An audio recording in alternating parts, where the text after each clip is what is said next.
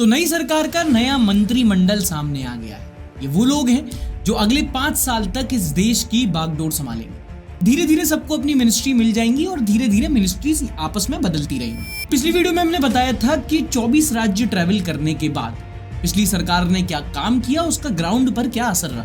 आप में से बहुत लोगों को ये वीडियो पसंद आई थी। कई लोग बोल रहे थे ये चैनल का बेस्ट वीडियो था। तो भैया जिसने अभी तक नहीं देखी है जाके वीडियो देख लो।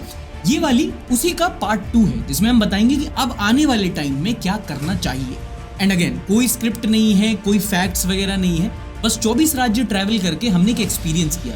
अलग अलग राज्यों के अलग अलग तबकों के अलग लोगों से बात करके उनकी कुछ प्रॉब्लम्स नोटिस की थी और वही प्रॉब्लम्स वही एक्सपीरियंस अभी आपके साथ शेयर कर रहे हैं। Food, railway, finance, pension, defence, fisheries, कुल मिला के 50 से ज्यादा मंत्रालय है। और मैं सर्वज्ञानी दुग्गल साहब न्यूज सबके बारे में सब कुछ नहीं पता, अपने एक्सपीरियंस के बेसिस पे 10 के बारे में जरूर बात कर सकता हूँ। और उसमें से इस सरकार का पहला होना चाहिए ministry of environment, forest and climate change. देखो इस टाइम पे टेररिज्म, इन्फ्लेशन, महंगाई, अनएम्प्लॉयमेंट कुछ मैटर नहीं करता। इस वक्त हमारे देश के लिए सबसे बड़ा चैलेंज है क्लाइमेट चेंज। और मैं गारंटी के साथ कह रहा हूँ, आप में से आधों को पता नहीं है कि हमारे एक सरकार में इसका अलग से एक डिपार्टमेंट है। एंड अगर आपको नहीं पता तो आपकी गलती नहीं है इसमें, क्योंकि हमारी सरकार में हमेशा से ये मंत्रालय को उतना इंपॉर्टेंस मिला नहीं कि भैया बस है। किसी भी सरकार ने पहले मिनिस्ट्री ऑफ एनवायरनमेंट को एक बड़ा पोर्टफोलियो नहीं समझा। सिगरेट की दुकान पे च्युइंगम बिकती है ना, वैसे ही आईपीसीसी की report, heat waves, changing weather patterns. और अगर आपने इस साल की गर्मी देख ली है तो टाइम आ गया है कि क्लाइमेट चेंज अब देश का एक नेशनल मुद्दा बने, इस पर फोकस रहे। और उसका स्टार्टिंग पॉइंट है इस पोर्टफोलियो को ज्यादा इंपॉर्टेंस देकर, ज्यादा फंडिंग, ज्यादा बजट, ज्यादा महत्व। क्योंकि बात सिर्फ अब बाढ़, गर्मी या हीट वेव तक नहीं है। बहुत दूर हम लोग केरला के एक फार्म गए थे, वहां जाके पता चला था that the world as we know it is changing. Rahul, like the climate is changing, na? So, how much have you noticed the crops change or the temperature, weather in Kerala? 3 years or 4 years. In Wayanad, it's very hot in the summer. It's very hot in the summers. Yeah. I think it's become like 33, 32 and all. Wayanad, it's always like 28. 27. It used to be cooler, but Yeah. now it's hot. But Okay. right now it's like hotter. Okay. And ministry of environment and climate change को अब एक important ministry, important post बनाकर we can change that. दूसरा on the list is ministry of education. देखो हाल ही में जो NEET का scam हुआ है, ये हमारे देश के एजुकेशन सिस्टम की बस एक प्रॉब्लम को फोरफ्रंट पे लेके आया, और वो है एग्जाम स्कैम्स। कि कैसे रैम्पेंट जो एग्जाम्स हो रहे हैं उनमें पेपर लीक हो रहे हैं, एग्जाम स्कैम्स हो रहे हैं, बट और भी कई सारी प्रॉब्लम्स है, कुछ फाउंडेशनल है। चीटिंग को तो रोकना है, बट हमें नई पीढ़ी को पुराने सिस्टम से बचाना है। Let me explain. एग्जाम्पल के लिए बताता हूँ कि जब हम बिहार के एक गांव के एक स्कूल में गए थे, 9th क्लास के बच्चे थे, ये अपने जिंदगी में आगे बढ़ रहे थे। तो उनसे पूछा था कि आपको क्या बनना है, तो बोले बच्चों ने बोला डॉक्टर, इंजीनियर, पुलिस। एक एक करके पूछूंगा, ठीक है? जल्दी जल्दी बताना, बड़े होके क्या बनना है? Bihar police. Okay, I like the energy. सीधा बिहार पुलिस। और तुम बताओ? सबको बिहार पुलिस। अबे सब पुलिस में आ जाएंगे तो कोई तो क्राइम कर लो। यही कुछ करियर चॉइसेस है जो हमारे टाइम पे हुआ करती थी, हमसे पहले हुआ करती थी। कहने का मतलब आज भी बच्चे करियर के बारे में खुल के नहीं सोच पा रहे। उनको ज्यादा प्रोफेशन की चॉइसेस नहीं है, नॉलेज ही नहीं है। लोअर लेवल पे, स्कूल लेवल पे बच्चों की करियर काउंसलिंग करना स्टार्ट करना होगा। उनको बताना होगा कि अब वो टाइम गया भाई, इंजीनियर, डॉक्टर के अलावा भी और चीजें हैं जो बन सकते हैं। बेसिकली स्कूल्स में स्कूल की बाहर की जिंदगी के बारे में बताना। दूसरा, हायर लेवल एजुकेशन पे बात करें। अमेठी में जब गए थे, इस लड़के से बात की थी। सुनो भाई, क्या करते हो आप? हाँ क्या? अरे हाँ, क्या स्टूडेंट है भाई। कौन सी कॉलेज में क्या पढ़ते हो? BA BA? हाँ, सेकंड ईयर है। बीए किस चीज़ का बीए? भैया बीए आर्ट से कर रहा हूँ। अच्छा, अरे तो बीए ही तो बैचलर ऑफ आर्ट्स होता है। बीए किस चीज़ में? आर्ट साइड से कर रहा हूँ, बता तो रहा हूँ। अरे सब्जेक्ट। अरे भैया आपको क्या चीज़ आपको पूछना है, वो चीज़ पूछिए ना। आपका एजुकेशन क्वालिफिकेशन की करते क्वालिफिकेशन मेरा बीए कर रहा हूँ, बता तो रहा हूँ ना। अरे पर बीए का सब्जेक्ट क्या है? गुस्सा क्यों रहे हो? सब्जेक्ट पूछ रहे हैं भाई। आर्ट साइड में बीए कर रहा हूँ, मैं बता तो रहा हूँ ये चीज़ ना। बीए का मतलब क्या होता है? बैचलर ऑफ आर्ट होता है। हाँ, तो bachelor of arts in what? जैसे bachelor of arts in commerce, in journalism. आपका क्या सब्जेक्ट है? आर्ट साइड है भैया। बता तो रहा हूँ आर्ट साइड। इस बच्चे को देख के सॉरी बोलने का मन किया था, क्योंकि द एजुकेशन सिस्टम फेल्ड है। उसको यही नहीं पता कि वो कौन सी डिग्री कर रहा है। हम लेऑफ्स की तो बहुत बात करते हैं, पर हमारे देश में एम्प्लॉयबिलिटी एक बहुत बड़ी प्रॉब्लम हो गई है, जो स्टार्ट होती है एजुकेशन सिस्टम से। 1991 के बाद जब इकोनॉमी खुली, एक इंजीनियरिंग का बूम आया था जिसमें हर कोई इंजीनियरिंग कर रहा था। आज देश के हर गली नुक्कड़ में एक एजुकेशनल इंस्टीट्यूट, एक कॉलेज, एक यूनिवर्सिटी खुली हुई है। लेकिन हमें सोचने की जरूरत है कि इन इंस्टीट्यूशंस में एजुकेशन कहाँ है। हम ऐसे ग्रेजुएट उगा रहे हैं जिनको अपनी डिग्री का फुल फॉर्म नहीं पता। To the new education minister, I am just wanting to say sir कि बेसिकली हमें अब ग्रेजुएशन कम एजुकेशन पे ज्यादा फोकस करना है। खासकर आज के एआई के जमाने में स्किल सेट पर फोकस करने वाला एजुकेशन सिस्टम चाहिए, और जब तक हम अपने एजुकेशन सिस्टम पे फोकस नहीं करेंगे बेरोजगारी की प्रॉब्लम सॉल्व नहीं होगी। ऐसे में जरूरी है कि हमें अपने स्टूडेंट्स को, खासकर इंजीनियरिंग स्टूडेंट्स को, नई स्किल सिखानी चाहिए। इसलिए आज आपको ऐसे कॉलेज के बारे में बताऊंगा जो नए तरीके से सीखना सिखा रहे हैं। Newton school of technology. देखो, एजुकेशन में आजकल बहुत कुछ नया ला रहे हैं, और न्यूटन स्कूल डिमांड और सप्लाई का जो गैप आ गया है मार्केट में स्किल्स की वजह से, उस गैप को फिल करने की कोशिश कर रहा है। इनका यूएसपी है इनका करिकुलम। यहाँ पर आईआईटीज, ड्यूक, स्टैनफोर्ड ऐसे बड़े बड़े कॉलेजेस से टीचर्स पढ़ाने आते हैं, और इनका जो करिकुलम है वो मैंग कंपनीज के जो लोग होते हैं, माइक्रोसॉफ्ट, अमेज़न, नेटफ्लिक्स, ये जो बड़ी बड़ी कंपनीज है ना, यहाँ के लोगों ने डिजाइन किया है। और यही यहाँ पर विजिटिंग फैकल्टी भी होते हैं जो पर्सनली मेंटोर करते हैं और चेक करते हैं कि जो आजकल मार्केट में डिमांड्स है क्या बच्चे वही पढ़ रहे हैं। बेसिकली इंडस्ट्री स्टैंडर्ड के हिसाब से पढ़ाई हो रही है कि नहीं। लेकिन हाँ, अगर आपको ट्रेडिशनली रट्टा मार चतुर रामालिंगम वाली पढ़ाई करना है तो यहाँ मत जाना, पर अगर प्रैक्टिकल तरीके से पढ़कर रैंचो बनना है तो दिस इज फॉर यू। यहाँ पर एडवांस पढ़ाई और टेक्निकल प्रॉब्लम सॉल्व करने के लिए बच्चों को पहले एक मैकबुक दे दिया जाता है कि टेक्निकल तौर पे तो कोई प्रॉब्लम ना है। फिर robotic lab, AI hackathons, drone workshops, इनके सेमेस्टर में ये सब हो रहा है। एक और बात, बड़े जेनजी टाइप लोग हैं, काम के टाइम पे मस्ती बहुत करते हैं। 100 days of code, coding club और टेक्नोलॉजी वगैरह के फेस्ट वेस्ट भी कराते हैं। कोडिंग जैसी चीज जो मेरे तो पल्ले नहीं पड़ती, उसको मजे मजे में करा रहा है। अच्छा, आपको याद है पिछली वीडियो में हमने डिजिटल इंडिया पर फोकस करने की बात की थी। वो गुजरात के गांव का स्कूल जहां पर कंप्यूटर्स के थ्रू बच्चों को सिखाया जा रहा था। In the same way Newton school of technology के global BTech in CS and AI में भी एआई, रोबोटिक्स और ड्रोन लर्निंग सिखाते हैं। अब देखो, फ्यूचर ही आर्टिफिशियल इंटेलिजेंस का है, तो इंडस्ट्री की डिमांड भी वैसी ही है। तभी न्यूटन स्कूल प्रैक्टिकल लर्निंग पे ज्यादा फोकस करके स्किल्स डेवलप कराता है, जो आज के बीटेक ग्रेजुएट्स के लिए मोस्ट इंपॉर्टेंट है। इन इंडस्ट्री रेलेवेंट स्किल्स को सीखकर आप माइक्रोसॉफ्ट और गूगल जैसी कंपनीज में प्लेस हो सकते हो। वैसे ही जैसे इनकी फर्स्ट ईयर की स्टूडेंट ने गूगल एसओसी का 1.25 लाख का इंटर्नशिप क्रैक किया है, और जैसे स्टार्टअप इंडिया में एंटरप्रेन्योरशिप को प्रमोट किया जा रहा है, वैसे ही यहाँ पर अगर आपका स्टार्टअप है और उसका आइडिया बहुत अच्छा है तो 1 करोड़ तक की फंडिंग कॉलेज देगा। देखो, इंडिया ग्लोबल टेक हब बनने जा रहा है, और ऐसे ही में न्यूटन स्कूल के ड्यूक, हार्वर्ड और येल के जो फैकल्टी है, उनकी जो नॉलेज है, उस नॉलेज से आप इस चेंज का पार्ट बन सकते हो। इनका एक एंट्रेंस टेस्ट होता है NSAT, Newton scholastic aptitude test. Last date और बाकी सारी डिटेल्स मैंने स्क्रीन पर और डिस्क्रिप्शन में दे दी है, आप जाके अभी अप्लाई करो। देखो, ऑलरेडी बता चुके हैं पिछली वाली वीडियो में कि नितिन गडकरी साहब ने, मिनिस्ट्री ऑफ रोड्स ने बहुत अच्छा काम किया है। हमारे देश में बहुत रोड्स बनी हैं, और मैं आपको बजट, इंफ्रास्ट्रक्चर, फ्लाईओवर वाला आर्ग्यूमेंट नहीं दूंगा। हम लोगों ने खुद करीब 16-17 हजार किलोमीटर ट्रैवल किया है, मेट्रो सिटीज में, शहरों में, गाँव में, कस्बों में। हमारे देश की सड़कों में ट्रैवल करने में एक बड़ी प्रॉब्लम आती है। मी इंक्लूडेड, हमारी टीम में 3 ड्राइवर थे और तीनों ने महसूस की। And to the new road minister, मैं चाहूंगा आप इस प्रॉब्लम पे फोकस करें ताकि देश में रोड एक्सीडेंट्स कम हो सके, और वो है रात को हाई बीम पर चल रही गाड़ियां। ये एक ऐसी प्रॉब्लम है जो सिर्फ ड्राइवर समझ पाएंगे और बहुत अच्छे से समझ पाएंगे। जो नहीं समझ पाएंगे उनके लिए बता देता हूँ क्या होता है। बेसिकली किसी भी गाड़ी में ना हेडलाइट की 2 पोजीशन होती है, एक होती है लो बीम और एक होती है हाई बीम। जो लो बीम होती है उसमें हेडलाइट की डायरेक्शन थोड़ी नीचे होती है, जो हाई बीम होती है उसमें ऊपर होती है। लो बीम यूजुअली लोग तब ड्राइव करते हैं जब आप सिटी में ड्राइव कर रहे हो, आप 2 वे रोड पे ड्राइव कर रहे हो, और जब हाईवे पे ड्राइव कर रहे होते हैं तो उसके लिए हाई बीम रिकमेंडेड होता है। अब प्रॉब्लम ये है कि सिटी के अंदर भी कई सारे लोग हाई बीम पे गाड़ी चलाते हैं, और आजकल की जो गाड़ियां होती हैं उनमें LED लाइट्स यूज होती है, और इनकी हाई बीम की इंटेंसिटी इतनी तेज होती है, खासकर की जो SUV गाड़ियां हैं, कि सामने वाली ड्राइवर के सीधी आंखों पे पड़ती हैं लाइट्स, और कुछ सेकंड के लिए कई लोगों को कुछ दिखता नहीं है, बहुत हेजी हो जाता है, और इसकी वजह से होते हैं एक्सीडेंट। और ऐसा नहीं है कि हाई बीम पर गाड़ी चलाने के लिए कोई लॉ नहीं है, इसको पनिश करने के लिए एक लॉ है, बट उसका पालन नहीं होता, उसका कन्विक्शन रेट बहुत कम है। तो अगर आपको सड़कों पर एक्सीडेंट कम चाहिए तो ट्रस्ट भी, ये एक ऐसी प्रॉब्लम है जिस पर फोकस करने की बहुत जरूरत है। चौथा is ministry of railways. Railway ने बहुत अच्छा काम किया शुरुआत में। जो गंदगी पड़ी रहती थी स्टेशंस पर, उसको क्लीन किया, बायो टॉयलेट्स लेके आए, नई ट्रेन्स इंट्रोड्यूस की, रेलवे लाइंस को इलेक्ट्रीफाई किया। बट पिछले कुछ साल में रेलवे की जो हालत है बहुत खराब हो चुकी है। जब तब वायरल वीडियो सामने आती हैं कि जब भी कोई रेलवे से ट्रैवल करता है तो उसके लिए वो नाइटमेयर से कम नहीं है, क्योंकि जो अनरिजर्व्ड पैसेंजर्स होते हैं वो रिजर्व्ड AC कोचेस में चढ़ जा रहे हैं और पूरा एक्सपीरियंस सबका खराब कर दे रहे हैं। ओवर क्राउडिंग, मिसमैनेजमेंट रेलवेज की इस टाइम पर बड़ी प्रॉब्लम है, और ये इसलिए हो रहा है क्योंकि जो गरीब आदमी जनरल कोचेस में ट्रैवल करता था उसके पास कोई दूसरा ऑप्शन नहीं है।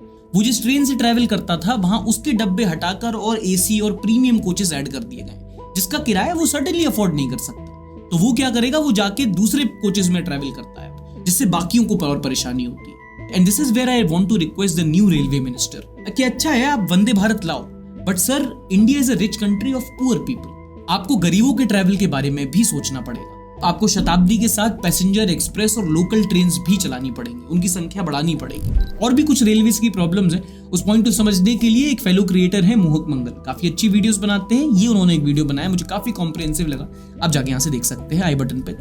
पांचवा है मिनिस्ट्री ऑफ एग्रीकल्चर, खेती। संडे भारत जर्नी के दौरान 2 बार ऐसे मौके मिले जब ग्राउंड पे जाकर, खेत में जाकर किसान से बात करने का मौका मिला। एक यवतमाल में गए थे, वहां जाकर कुछ किसान से बात की जो दूसरे किसान के यहाँ काम कर रहे थे। और एक हमने तेलंगाना में एक मिर्ची फार्म था, वहां जाके, वहां जब कटाई हो रही थी, वहां के जो फार्मर थे उनसे बात की। और ये बड़ी दुख की बात थी कि जब तेलंगाना से जिस किसान से हमने बात की थी, उसको पता था कि उसको खेती में इस साल नुकसान होने वाला है। वो कटाई करके जो अपनी फसल बेच रहा था, उससे उसके लॉसेस कवर नहीं हो रहे थे, वो फिर भी 50,000 का लोन लेने वाला था। लेकिन क्या करें, मजबूरी का नाम जिंदगी। हमारे देश में किसान का सबसे बड़ा मुद्दा है मिनिमम सपोर्ट प्राइस, MSP। काफी ज्यादा इस पे ऑलरेडी तूफान उठाए पिछले कुछ सालों में, और एंड फ्रैंकली मुझे नहीं लगता कि कुछ नया बता पाऊंगा यार। बट हाँ, to the new agriculture minister what I noticed was this. खेती के दौरान ऐसी कई सारी छोटी छोटी प्रॉब्लम्स होती हैं जो किसान फेस करता है, जो अपने लेवल पे आप सॉल्व कर सकते हैं। एग्जाम्पल के तौर पर, ये जो किसान भाई थे, इनको कुछ सब्सिडी वगैरह मिलनी थी पर नहीं मिल पा रही थी क्योंकि रिश्वत मांगी जा रही थी। दूसरे जो तेलंगाना में ये किसान भाई थे, इनके खेत के पास में एक नहर थी जिसमें पानी रोक दिया गया था, तो इनको पानी के टैंकर मंगा के अपने खेत सींचना पड़ा था, जिसकी वजह से इनका जो कॉस्ट ऑफ प्रोडक्शन है वो काफी ज्यादा बढ़ गया था। अब मैं खुद ऐसा सोच नहीं सकता, अगर मेरा कोई खेत हो और उसमें कोई नहर में पानी रोक दे तो मैं कैसे उसका खेती कर पाऊंगा, पर वो कर रहे थे। तो ये सारी कुछ प्रॉब्लम्स होती हैं। सब्सिडी टाइम पे मिल रही है कि नहीं मिल रही है, नहर जो आपने बनाई है उसमें पानी है कि नहीं, storage facility, pest control. MSP के अलावा एक छोटा किसान बहुत सारी छोटी छोटी चीजों पे आप पे निर्भर करता है। कम से कम इतना उन चीजों पर फोकस करने की जरूरत है। अगला है ministry of information and technology. And to the new minister, यहाँ मैं उस आयरनी को एड्रेस कर देता हूँ कि आपका काम ऐसा है कि आपका सेक्टर जितना ग्रो करेगा, आपकी हेडेक उतनी बढ़ेगी। अपने एक्सपीरियंस के अकॉर्डिंग आपके सेक्टर में 2 प्रॉब्लम्स हैं जो मेंशन करना चाहूंगा। एक ऑनलाइन फ्रॉड्स और दूसरा डीप फेक्स। आजकल इतने ज्यादा लोग हैं जिनके साथ ऑनलाइन स्कैम्स हो रहे हैं जिनका नंबर नहीं है। किसी को कुछ बेचने के नाम पर, किसी को लोन्स के नाम पर, किसी को जॉब्स के नाम पर बहुत सारे ऑनलाइन स्कैम्स हो रहे हैं। और ये मैं नहीं कह रहा, ये आपके डेटा में भी दिखता है। एंड आई नो ये एरिया ऐसा है, इसमें आप ज्यादा कुछ नहीं कर सकते, पर उसका ध्यान रखने की जरूरत है। तो दूसरा प्रॉब्लम जो समझ में आया वो था डीप फेक्स। जब एक्ट्रेस स्मृति मंदाना का ये वाला AI डीप फेक वायरल हुआ था, तब हम नोएडा में निकले थे सड़कों पर, हमने लोगों से पूछा था कि ये वाला वीडियो है। तो 2 बड़ी इंटरेस्टिंग सी बात वहां पे समझ में आई थी कि पहला तो लोग रिकॉग्नाइज ही नहीं कर पा रहे थे कि ये एक फेक वीडियो है। तो ऐसा नहीं होना चाहिए, आई थिंक ये गलत है। अगर ऐसा कुछ है तो उसको रोकना चाहिए। स्कैरी है, बहुत ज़्यादा स्कैरी, बहुत गलत है। कोई अपनी मर्जी से कर रहा है, दैट्स ओके, बट बाकी चीज़ गलत है। फिर सबसे पहला थॉट यही आता है कि मेरे पेरेंट्स क्या सोचेंगे, क्योंकि बाहर के लोग उतना मैटर नहीं करते, सबसे पहले पेरेंट्स ही मैटर करते हैं। और हमें पता है कि हमारे पेरेंट्स को उतनी नॉलेज नहीं है कि वो ये चीज़ समझ पाएंगे। सबसे पहले उनको एंड के टाइम तक, जब तक मैंने नहीं बताया, उनको लग रहा था ये रियल वीडियो है। तो जो फेक और रियल के बीच में जो डिफरेंस अब खत्म हो गया है, उससे एक ऑथेंटिसिटी क्राइसिस आया है। तो मे बी एक मार्किंग जरूरी है, कोई एक वाटर मार्क या सोर्स आइडेंटिफाई करना। Maybe I am not technically informed enough to have an opinion on this, but I know जो हमारे देश का IT एक्ट है जो साइबर क्राइम को डील करता है, आप उसमें टाइम टू टाइम अमेंडमेंट्स करते रहते हो, पर हमारे देश में जो क्रिमिनल्स हैं वो टेक्नोलॉजी के मामले में बहुत आगे जा चुके हैं और हमारी जो गवर्नमेंट मशीनरी है वो बहुत पीछे है। मैंने हाल ही में एक लड़की से बात की थी जिसका देश भर में एक MMS वायरल हुआ था, और उस बच्ची ने बताया था कि वो खुद जाके सरकारी डिपार्टमेंट में साइबर क्राइम के लोगों को ईमेल में अटैचमेंट करना सिखा रही थी। तो वो कैसे एक्सपेक्ट कर सकती है कि किसी एक वायरल MMS को, कुछ उसके साथ जो साइबर क्राइम हो, जिसका डेटा लीक हुआ है, उसको वो टैकल कर पाएंगे। अल्टीमेटली उसको खुद डार्क वेब पे जाके किसी अनोनिमस हैकर को क्रिप्टो में पे करना पड़ा था, तब जाके वो कुछ वेबसाइट्स डाउन करा पाई थी। तो जहां तक IT की बात है, हमें अपने लॉज और अपने वर्कफोर्स को अपडेट करना पड़ेगा बहुत जल्दी और बहुत ज्यादा। अगला है मिनिस्ट्री ऑफ फाइनेंस। तत्कालीन फाइनेंस मिनिस्टर निर्मला सीतारमण जी का एक वीडियो वायरल हुआ था जहां एक टैक्स पेयर ने एक व्यथा बताई थी कि कैसे वो बार बार टैक्स पे किया जा रहा है और सरकार से उसको कोई बेनिफिट नहीं मिलते। निर्मला सीतारमण जी का आंसर ये था, China, I have no answer for that, but a sleeping partner cannot answer sitting here. अब यहाँ पर जनाब सरकार को एक स्लीपर पार्टनर इसलिए कह रहे हैं क्योंकि सरकार टैक्स तो पूरा ले रही है, पर एक ऑनेस्ट टैक्स पेयर को उसका कोई फायदा नहीं मिल रहा खास। तो आप जो कॉर्पोरेट टैक्स में रिबेट देते हो, तो हमारे देश के common middle class tax paying citizen को कोई ना कोई इंसेंटिव होना चाहिए। दूसरा है छोटे व्यापारियों की मदद। बनारस में एक दुकानदार से मिले थे, उन्होंने ये बताया GST को लेकर के तो बहुत सारी दिक्कतें पैदा हो गई हैं बिजनेस में। हाँ। लेकिन और सब चीज़ें तो अच्छी हैं, लेकिन GST के लिए बहुत सी दिक्कतें हो गई हैं। हाँ, GST के लिए दिक्कतें हो गई हैं। एक बताएं जैसे कैसे क्या होता है? जैसे हर महीने रिटर्न भेजना, हर चीज़ का एक एक चीज़ का हिसाब रखना, सब चीज़ पक्के से जब पूरा ओके करना। आपका पेपर वर्क अपडेट होना, ये सब चीज़ें करते करते तो पूरा दिन निकल जाता है, तो बिजनेस कब करेगा आदमी। पता ये सबसे ट्रिकी है, पता नहीं कैसे बताऊं, बट सुन के सरप्राइज मत होना, बट आपका ईज ऑफ डूइंग बिजनेस उतना ईजी नहीं है, क्योंकि जो व्यापारी है उसको आज भी GST, return filing, TDS filing, इन सब में बहुत प्रॉब्लम्स हो रही है, बहुत कॉम्प्लिकेटेड है। और तो खानदान ने बात बताई थी, रिकॉर्ड नहीं हो पाया। इंडिया के टैक्सेशन सिस्टम में अगर बिजनेस करना है तो भैया धंधा सीईओ के बिना चल सकता है, सीए के बिना नहीं चलता। मे बी उसको और सिंप्लीफाई करने की जरूरत है। अगला है ministry of fisheries.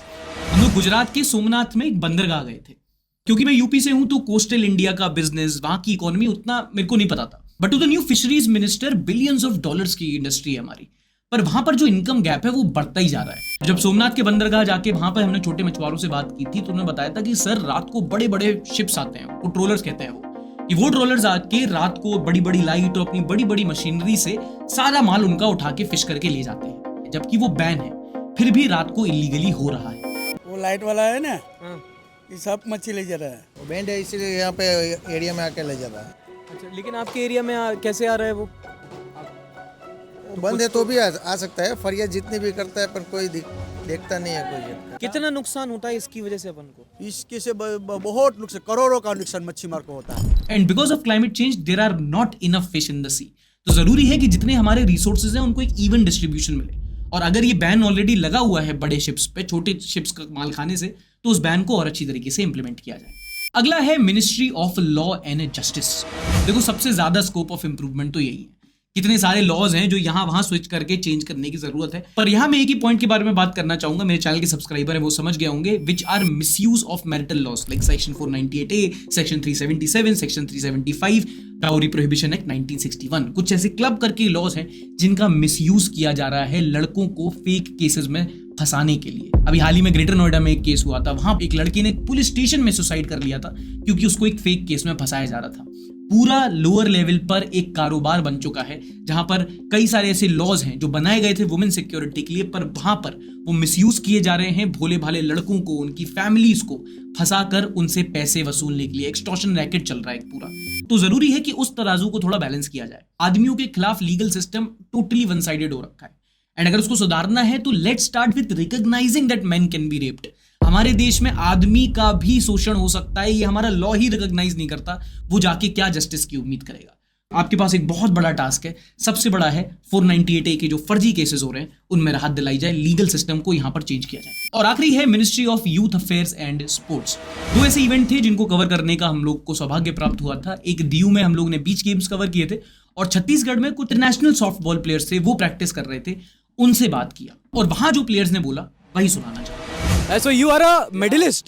Arey, I am talking by my honor and my pleasure. No, beach volleyball is not conducting more peoples. Only conducting a football, like normal volleyball, boxing, all conducting. Beach volleyball match mostly not conducted. One message which you would like to give to people for your sport? All people focus on beach volleyball. It's a good for health also, for future also. देखिए हम एक cricket loving nation है, इसमें कोई दो राय नहीं है, मुझे भी क्रिकेट बहुत पसंद है। और क्रिकेट जो हमें एक चीज बताता है इस देश के बारे में वो ये कि हमारे देश में कम से कम टैलेंट की तो कमी नहीं है, बस टैलेंट को सही दिशा में डायरेक्ट करने की जरूरत है। इस टाइम पे सब कुछ क्रिकेट के अराउंड ही फोकस किया जा रहा है, और क्रिकेट पे इतना ज्यादा फोकस हो गया है कि जो बाकी स्पोर्ट्स हैं, जो हजारों स्पोर्ट्स हैं, उनको उतना फोकस नहीं मिल रहा, उतना केयर, उतना फंड्स नहीं मिल रहा। The need of the hour is to promote the sports, और इसका सोल्यूशन भी सबसे ज्यादा सिंपल है, बीच गेम्स की तरह लोकल टूर्नामेंट्स कराइए, ताकि लोगों को बॉक्सिंग के बारे में, बीच वॉलीबॉल के बारे में, सॉफ्ट बॉल के बारे में और पता हो। जब पता होगा तो शायद उसको वो और खेलेंगे। फिर दूसरा जो सॉफ्टबॉल प्लेयर से बात करके नोटिस किया था कि फंड्स की बहुत कमी है, बेचारों को खुद अपनी स्कॉलरशिप के पैसे से जाकर अपने ही खुद इक्विपमेंट्स लेने पड़ते हैं। तो जो हम हर बार ओलंपिक्स में आ जाते हैं कि भाई हमको मेडल्स नहीं मिल रहे, बट फंड्स भी तो नहीं होते प्लेयर्स के पास, वो कहाँ से आपको इंटरनेशनल लेवल की ट्रेनिंग करके आपको इंटरनेशनल स्टेज पे मेडल्स ला पाएंगे। तो जरूरी है कि और भी प्लेयर्स को उतने फंड्स मिले, उनको बेटर ग्राउंड्स मिले, उनको बेटर ग्राउंड में लाइट्स मिले, ताकि वो प्रैक्टिस कर पाए। और बाकी हमारे देश में इतना टैलेंट है कि वो ला के आपको मेडल्स दे ही देंगे। संडे भारत जर्नी में हमने जो भी कुछ देश के बारे में जाना उसके अकॉर्डिंग हमने कुछ प्रॉब्लम्स आइडेंटिफाई की। आपको पसंद आया वो वीडियो तो हमने सोचा कि एक और वीडियो बनाए जिसमें बताएं कि ये और कुछ चीजें हैं जिन पे काम होना चाहिए। अगर आप इस वीडियो से एग्री करते हैं, समझते हैं, तो दोस्त एक बार लाइक कर देना। बहुत मेहनत लगती है पूरा देश ट्रैवल करके सब डेटा पॉइंट्स एक्यूमुलेट करके आप तक लाने में, तो अगर आप एक लाइक करेंगे थोड़ा प्रोत्साहन मिलता है और लोगों तक पहुंचाएंगे इस वीडियो को, शेयर करेंगे, कमेंट करके जरूर बताना कि आपके अकॉर्डिंग अभी इस पॉइंट पे इस नई सरकार को देश में सबसे पहले क्या चेंज करने की जरूरत है। वीडियो को और लोगों के साथ शेयर करेंगे तो हमें थोड़ा और एंगेजमेंट मिलेगा, कुछ अच्छी बातें लोगों को और पता चलेगी। मैं मिलूंगा आपसे अगली वीडियो में, ध्यान रखिएगा। Thank you so much for watching.